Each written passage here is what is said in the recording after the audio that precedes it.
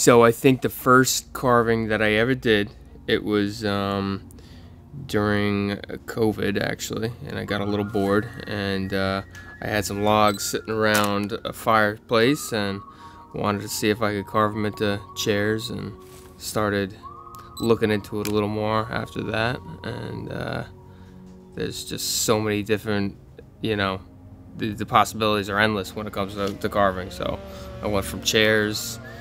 The next project, I think I started a bear. Everyone carves bears, so I tried that out and didn't like the way it turned out, so I started carving other stuff.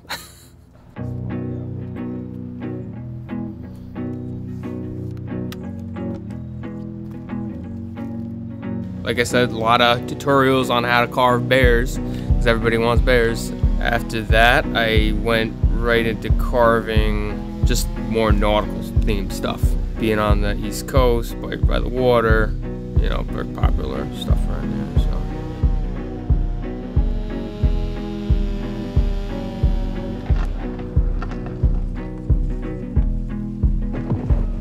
it's a little higher stakes, I think. So I kind of like that excitement of it. You know what I mean? It's a little, you're running a saw 3 inches from your face constantly, so it's gets the adrenaline pumping a little. I like seeing going from a piece of wood, a log, and just, you know, at the end of the day, you know, you could have a full sculpture done. So depending on what I'm carving, I'll be looking for a specific log. Generally break all the bark off it. Depending on if I've done the carving before or not, I'll sketch it out, grid it out, get all the measurements right, fit it on the log, and just start piecing away. Usually block it out, get the general shape of it, and then start sculpting it, and then adding detail, and then finishing it with torch or paint, depending. Smaller tools.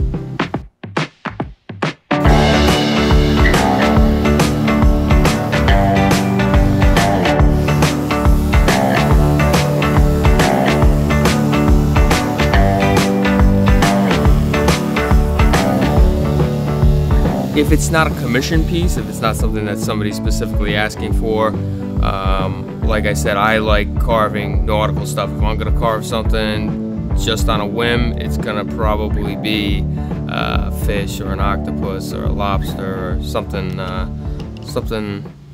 from the ocean. Really, I like doing stuff like that. So, if I had the time, right now, I think I'd like to carve a giant, you know, 12-foot tall, probably octopus with its tentacles all spread out, and I think that'd be kind of wild. We'll see one day, maybe, if I get the time. I think just going for it and not necessarily sitting around and kind of thinking about it too much, worrying if I'm gonna take too much off or, you know, make the wrong cut, just plunging into it and going for it, I think is the best technique when it comes to chainsaw carving, I think. Yeah.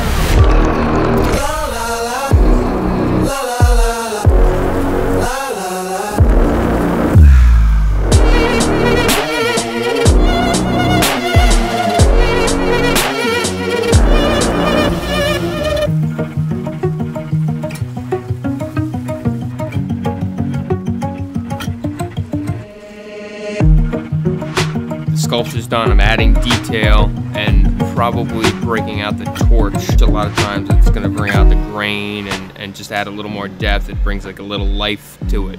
I think, yeah, that would probably be the most satisfying part of the process. I think just keep moving forward with like, even in this process, just keep moving forward, because I could get hung up and decide, oh, you know, this piece isn't finished yet, maybe I'm not spending enough time, just wrap it up, move on to the next piece. What do you say, afraid? I can't think of a specific word, really. I'd like unsatisfied, though, because I'm never really satisfied. I don't want to get too deep, but just the carvings, I want to just keep moving on to the next thing. There's more ways to hone it, you know what I mean?